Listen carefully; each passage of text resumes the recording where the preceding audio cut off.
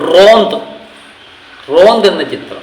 റോന്ത് എന്ന പേര് സൂചിപ്പിക്കുന്നത് തന്നെ പോലീസുകാർ. റോന്ത് എന്ന് കേൾക്കുമ്പം തന്നെ നമ്മുടെ ഓർമ്മയിൽ തീർന്ന രണ്ട് പോലീസുകാർ റോന്ത് ചുറ്റുന്നതാണ്. അത് സാധാരണ സിനിമയിലൊക്കെ കാണുന്നത് പോലെ തന്നെ റോന്ത് ചുറ്റുക. ഒരു ജീപ്പയിലാണെന്നേ ഉള്ളൂ, രണ്ട് പോലീസുകാർ, എസ്ഐയും ഒരു ഡ്രൈവറും, പോലീസ് ഡ്രൈവറും കൂടി ഒരു രാത്രിയിൽ നടത്തുന്ന റോന്ത് ചുറ്റലിൻ്റെ കഥയാണ് ഇത് പറയുന്നത്. ഇത് സാധാരണ പോലീസ് സ്റ്റോറിയൊക്കെ കൈകാര്യം ചെയ്തിട്ടുള്ള ഷാഹി കബീർ എന്ന് പറയുന്ന തിരക്കഥാകൃത്ത്, അദ്ദേഹത്തിൻ്റെ രണ്ടാമത്തെ സംവിധാന ചിത്രമാണ് റോന്ത് എന്ന് പറയുന്ന ചിത്രം. ജോസഫ് നായാട്ട്, സിഫർ ഓൺ ഡ്യൂട്ടി, ഈ ചിത്രങ്ങളെല്ലാം തിരക്കഥ എഴുതിയത് ഈ വ്യക്തിയാണ്. അപ്പോൾ നല്ല പ്രതീക്ഷയോടെ തന്നെയാണ് ആ ചിത്രം കാണാൻ പോയത്. പക്ഷെ ആ പ്രതീക്ഷ കാത്തു സൂക്ഷിക്കുന്ന ഒരു ചിത്രമായി ഈ ചിത്രം മാറിയിട്ടുണ്ട് എന്ന് തന്നെയാണ് ചിത്രം കണ്ടപ്പോൾ എനിക്ക് തോന്നിയത്. ഇതിനകത്ത് വലിയ മൂല്യമുള്ള നായകനോ നായികയൊന്നും തന്നെ ഇല്ല. എന്നാലും ദിലീഷ് പോത്തൻ, FI ആയിട്ട് വരുന്ന ദിലീഷ് പോത്തൻ, യോഹന്നാൻ എന്നാണ് പേര്, ചിത്രത്തിലെ കഥാപാത്രത്തിൻ്റെ പേര്. അതുപോലെ പോലീസ് ഡ്രൈവറായിട്ട് വരുന്ന ദിന്നാദായിട്ട് വരുന്ന റോഷൻ മാത്യൂസും ഒക്കെ നിറഞ്ഞാടിയൊരു ചിത്രം എന്ന് പറയാം. ഈ ചിത്രം കണ്ടു കഴിയുമ്പോൾ നമുക്ക് തോന്നുന്നത് ഈ പോലീസുകാരുടെ ചില സംഘർഷങ്ങളുണ്ട്. പോലീസ് എന്ന് പറയുമ്പോൾ നമ്മളെപ്പോഴും വിചാരിക്കുന്ന ഗ്ലാമറുള്ള ജോലി, പോലീസ് കയറി കഴിഞ്ഞാൽ അവർക്ക് സുഖമാണ്, അധികാരമുണ്ട്, അവർക്ക് എന്തും ചെയ്യാമെന്നുള്ളൊക്കെ ഒരു ധാരണയാണ്. പക്ഷേ അതൊന്നും അല്ല റിയൽ. അവർ ഈ മാനസികമായിട്ടുള്ള അവരുടെ സമ്മർദ്ദമുണ്ട്, അത് താങ്ങാൻ പറ്റാതെ അവരനുഭവിക്കുന്ന ചില വേദനകളുണ്ട്. അത് റിയൽ പോലീസ് സ്റ്റോറിക്കകത്ത് കൃത്യമായിട്ടത് മനസ്സിലാവും. ഈ ഷാഹി കബീർ എന്ന് പറയുന്നത് കഥാകൃത്തും സംവിധായകനും ഒക്കെ ഒരു പോലീസ് ജോലി ചെയ്യുന്ന ഒരു വ്യക്തി ആയതുകൊണ്ട് ഇത് കൃത്യമായിട്ട് മനസ്സിലാവും. പിന്നെ ഈ ചിത്രത്തിൽ പോലീസിൽ തന്നെ നമ്മളെപ്പോഴും കണക്കാക്കുന്നതെന്ന് പറയാൻ പോലീസ് അധികാരം ഉപയോഗിച്ച് അവർ മനുഷ്യനെ വേട്ടയാടിക്കൊണ്ടിരിക്കുന്ന ഒരു വിഭാഗമാണ്. പക്ഷേ അവർ സാധാരണ മനുഷ്യർ തന്നെയാണ്. അവർക്ക് എപ്പോഴും നേരിടേണ്ട ചില പ്രശ്നങ്ങളുണ്ട്. ഞാൻ എപ്പോഴും വിചാരിക്കുന്ന ഒരു കാര്യമുണ്ട്, അധികാര വർഗത്തിനിടയിൽ നിന്ന് നേരിടേണ്ട ചില അവരെയൊന്നും അവർക്ക് പറയാൻ പറ്റില്ല. പക്ഷെ സാധാരണക്കാർ ചെന്ന് കഴിയുമ്പോൾ ഈ മാനസിക സമ്മർദ്ദങ്ങൾക്കിടയിൽ അവർ ചിലപ്പം 10 തെറിയൊക്കെ പറഞ്ഞെന്നിരിക്കും. അവർക്ക് സാധാരണക്കാരോടെ പറയാൻ പറ്റത്തുള്ളൂ. അതാണ് അവരുടെ അവസ്ഥ. അധികാരം പ്രയോഗിച്ചെന്നിരിക്കും. അച്ഛന് മേലെ തട്ടിൽ അവർക്ക് അധികാരം പ്രയോഗിക്കാൻ പറ്റത്തില്ല. ആ അവസ്ഥയിൽ നിന്നാണ് ഈ പോലീസുകാരുടെ. അവർ റിയലിസ്റ്റിക്കായിട്ട് കഥ പറയുന്ന രീതി തന്നെയാണ് എനിക്ക് തോന്നുന്നത്. മിക്കവാറും പോലീസ് കഥാപാത്രങ്ങളൊക്കെ കഥയൊക്കെ വരുമ്പോൾ ഒന്നുകിൽ അതിനകത്തൊരു കാണും, എല്ലാം കണ്ടുപിടിക്കുന്ന ഒരു നായകൻ, എല്ലാവരെയും അടിച്ചിടുന്ന ഒരു നായകൻ എന്നൊക്കെയാണ് നമ്മളുടെ ധാരണ. അല്ലെങ്കിൽ പോലീസ് എതിരായിട്ട് നിൽക്കുന്ന നായകൻ, അപ്പുറത്ത് നിൽക്കുന്ന വില്ലനാകുന്ന പോലെയാണ്.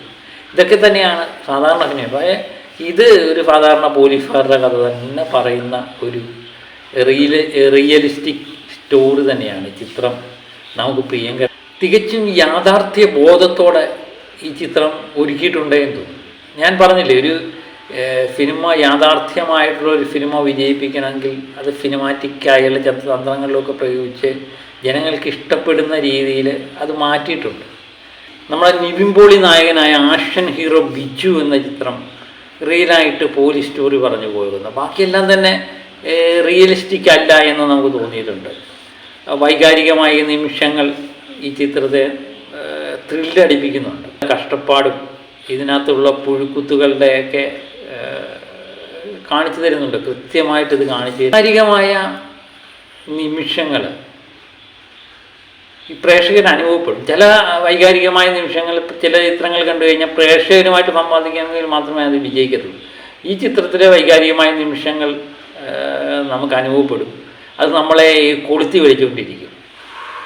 അതാണ് ഈ ചിത്രത്തിൻ്റെ ഏറ്റവും വലിയ പ്രത്യേകത. നമ്മൾ തിയേറ്റർ വിട്ട് ഇറങ്ങിയാലും അത് നമ്മളെ അതിൽ നിന്ന് മോചനമില്ലാത്തൊരവസ്ഥ നമുക്കുണ്ടാകുകയാണെങ്കിൽ ആ ചിത്രം വിജയിച്ചു എന്ന് തന്നെ പറയും. ഞാൻ എന്ന് പറയുന്ന ദിലീഷ് പോത്തൻ്റെ കഥാപാത്രം എനിക്ക് തോന്നുന്നു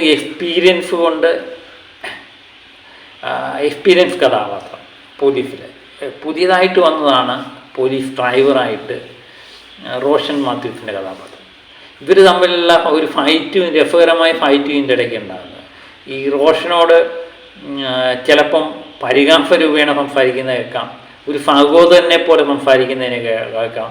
അല്ല, ആ മേലുദ്യോഗസ്ഥൻ്റെ എല്ലാവിധ കർശനമായ നിലപാടുമൊക്കെ എടുക്കുന്നതാണ്. അപ്പം ഞാൻ വലുതാണ്, ഞാൻ എക്സ്പീരിയൻസ് ഉള്ളൊരു വ്യക്തിയാണ്, പലപ്പോഴും ഒരു പരുക്കൻ കഥാപാത്രമാണ് ദിലീഷ് പോത്തൻ്റെ എന്ന് നമുക്ക് തോന്നുമെങ്കിൽ പുള്ളിയുടെ ഉള്ളിലുള്ള എന്താ പറയുന്നത്, ആ സമ്മർദ്ദങ്ങൾ വളരെ ഭംഗിയായിട്ട് പുള്ളി കൈകാര്യം ചെയ്തിട്ടുണ്ട് എന്നുള്ളതാണ് ഏറ്റവും വലിയൊരു പ്രത്യേകത.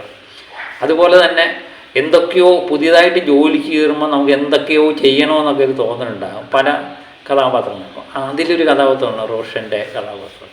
കാരണം പോലീസ് കയറി കഴിയുമ്പം അത് എന്തൊക്കെയോ ചെയ്യണം, സത്യസന്ധമായി ചെയ്യണം എന്നൊക്കെ തോന്നലുണ്ടാകുന്ന ഒരു കഥാപാത്രമാണ്.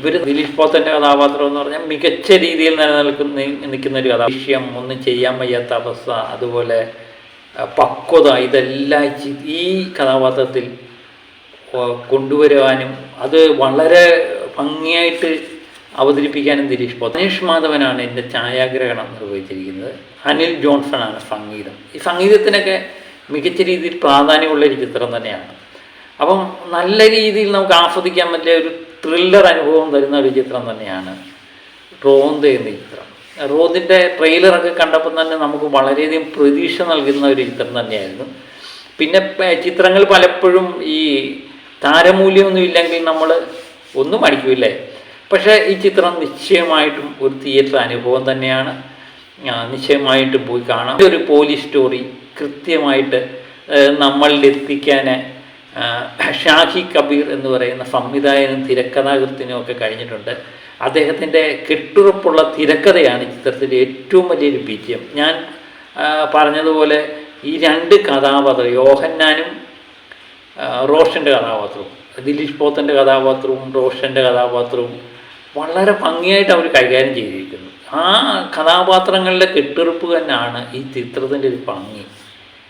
അത് വളരെ മനോഹരമായിട്ട് ഷാഹി കബീർ അത് വളരെ സമ്മർദ്ദമായിട്ട് ചെയ്തിട്ടുണ്ട്. അതുപോലെ തന്നെ അദ്ദേഹം പോലീസിലുള്ള ആയതുകൊണ്ടാണ് ആയിട്ടുള്ള കാര്യങ്ങൾ, പോലീസ് നടക്കുന്ന റിയൽ കാര്യങ്ങൾ നമുക്ക് മറ്റേതൊക്കെ എനിക്ക് തോന്നുന്നു മിക്കവാറും ചിത്രങ്ങൾ കാണുമ്പോൾ ഇതിൻ്റെ ഇച്ചിരി അതിഭാവുകത്വം കൂടുതലായിരിക്കാം. പോലീസിൽ ജനങ്ങൾ വിചാരിക്കുന്ന ചില കാര്യങ്ങളുണ്ട്, പക്ഷെ അതുപോലൊന്നും ആയിരിക്കത്തില്ല പോലീസ് നടക്കുന്നത്. ഇത് റിയലായിട്ടുള്ള പോലീസിൽ നടക്കുന്ന കാര്യങ്ങളൊക്കെ ഒരു പരിധിവരെ ഈ ചിത്രത്തിൽ കൊണ്ടുവരികയും അത് വിജയിപ്പിക്കുകയും ജനങ്ങളിലേക്ക് എത്തിക്കാനും ഒക്കെ ചിത്രത്തിന് കഴിഞ്ഞിട്ടുണ്ട്. ഇതൊരു മികച്ച ചിത്രമായിട്ട് തന്നെയാണ് എനിക്ക് തോന്നുന്നത്. ഒരു തിയേറ്റർ അനുഭവം തന്നെയാണ്. OTT വരാൻ വേണ്ടി കാത്തിരിക്കേണ്ട, എല്ലാവരും തിയേറ്ററിൽ തന്നെ പോയി കാണാൻ ശ്രമിക്കുക. അപ്പം ഇത് ഒരു വൻ വിജയമായി മാറട്ടെ എന്ന് നമുക്ക് ആത്മാർത്ഥമായിട്ട് ആഗ്രഹിക്കാം കേട്ടോ. ചില ചിത്രങ്ങളൊക്കെ നമ്മൾ ആത്മാർത്ഥമായിട്ട് ആഗ്രഹിക്കും. അതിലൊന്ന് തന്നെയാണ് ഈ ചിത്രം. ഈ ചിത്രം കണ്ടിറങ്ങുമ്പോൾ അതിൽ നിന്ന് മോചനം കിട്ടാൻ ഇച്ചിരി പാടാണ്. ആ വൈകാരികമായ നിമിഷങ്ങളിൽ കൂടെ നമ്മളും ഇതിൽ കൂടെ കുറച്ച് നേരം കറങ്ങി നടക്കും. പിന്നെ അതിന് ശേഷം അതിൽ നിന്ന് മോചനം കുറച്ച് നേരത്തിന് ശേഷമാകും ഉണ്ടാകുന്നത്. അത് തന്നെ നല്ലൊരു അനുഭവമായിരിക്കും. അപ്പം മികച്ചൊരു ചിത്രം കണ്ട ഒരനുഭൂതി ഞാൻ നിങ്ങളുമായിട്ട് പങ്കുവച്ചു.